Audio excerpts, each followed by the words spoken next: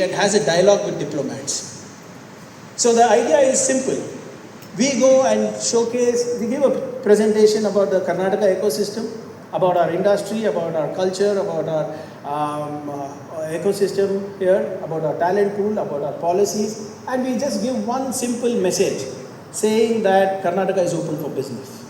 And that has resulted for us with tremendous growth. In fact, we are this quarter we have the highest FDI flowing in for the country from Bengaluru itself. So these are small things that we do that propel us. So like I said, skilling, collaborations, international collaborations, and more importantly, like I said, moving up the value chain. We run a program called Elevate. We have supported over 1,250 startups. No VC in the world has supported this much. We give 50 lakh rupees grant. We don't take any equity.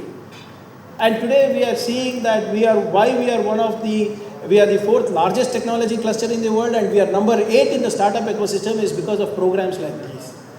We have ensured that the startups get a lease of life so that they can be picked up by a mentor, so that they can be incubated, so that they can raise another round of funding. We have spent close to around 300 crores on this. And now we are moving up to the next level. Like I said, moving up the value chain. While Elevate, we would allow any kind of startups. Now we are in the Elevate Next program. It's only deep tech. You will find it surprising that when we called for applications for Elevate Next for 15-20 days, I got 983 applications. 983 deep tech only. We had to filter it out, and actual deep tech were over 750. I think that's phenomenal. No state has this kind of talent. No state has this kind of hunger for deep tech.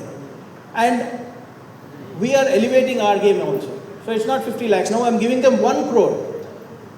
No equity taken. And we have identified close to around 40 startups whom we think will go to the next level. And what is it that you can help us do with this?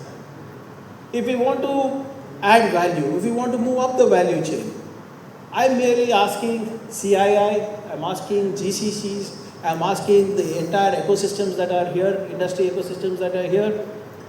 Your small interventions for these startups will help them a lot. You can mentor. Not everybody requires money. Not everybody requires capital. You can give them mentorship. You can give them incubation. You can give them pilots.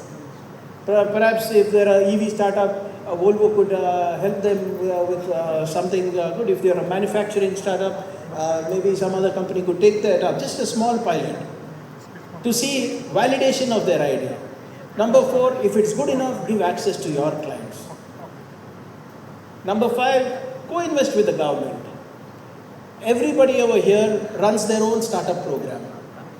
I have the appetite as a government. I'm interested in agri-tech, I'm interested in aquatech, I'm interested in marine biotech, I'm interested in agriculture, I'm interested in aerospace, I'm interested in defense, I'm interested in deftronics, I'm interested in cyber security, I'm interested in animation. Government has the appetite. Why don't you co-invest with us? I'm spending money. I'm not just telling you that aap karo, hum dekh lenge. I'm saying I'm putting money where my mouth is. And we have proved it. Elevate is perhaps the single most, or probably the only successful startup program in India. I don't think you can have a look at the Startup India statistics. Unfortunately, my politics takes over my policies. If you actually see data, the most successful startups are from my state of Karnataka. So let's all work together to ensure that we help this community. We help this community to scale up, we help this community to sustain, and we help this community to build something of value that actually solves a real life problem.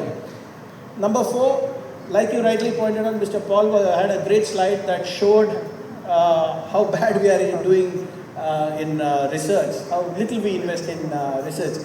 Point taken, sir, we are doing everything we can, but the socio-economic conditions generally force us to take a step back, but this is something that we are working on, and this is where it comes in.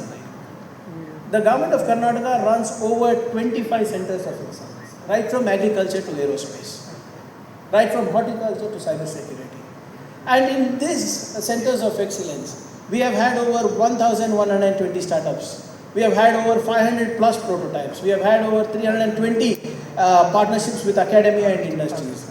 We have directly trained over close to around 11,000 people. We have employed more than 6,000 people. And the startup valuation of the companies that are working in our centers of excellence is over 20,000 crores. Now show me any other state who is doing this. And my limited point in this is, let's partner for our centers of excellence. If I don't have a center of excellence, I'll create one. You tell me, Priyank, I want a center of excellence in advanced manufacturing, you'll have it, I will have it done in 2 weeks' time. 2 weeks' time with a geo, but these centers of excellence are successful not because I am running it, it is because it is industry driven. I am just supporting group. We are giving you a space, we are giving you funding, we are just putting some guardrails because it's the taxpayers' money, but ultimately it is the industry who has to drive this. And we are ready for these partnerships. Any of the centers of excellence that you want to be a partner of, we are game. And like I said, if you don't have one, we'll create one. After all, we are the government, we legislate. Kanun hum hi banate hain. So if you don't have one, we will legislate one.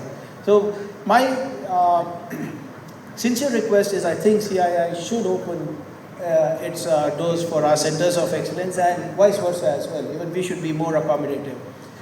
And this is a very interesting thing. So this is something that we'll be doing this year. It's called AI, not artificial intelligence. It's academia plus institutions.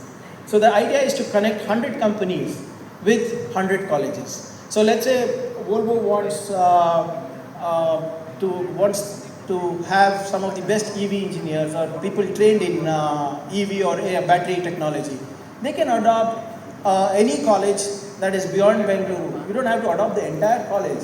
You can say that I want 100, I'm going to take 100 people in this particular department and I'm going to train them in my curriculum. So the idea is simple. Exposure to my students, make them more employable, and more importantly, you get raw talent shaped as per your convenience. So it is the agility that I was talking about. So the idea is not to do it in Bangalore, the idea is to go beyond Bengaluru for this.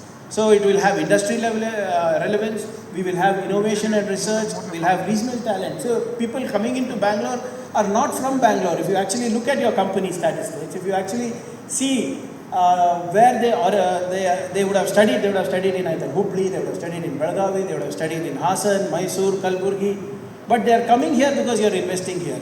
But if we have enough, while we have enough talent there, if we are ensuring that they are employable, we have policies also for beyond Bengaluru. So it's just a matter of time that these hubs of growth engines also will start up.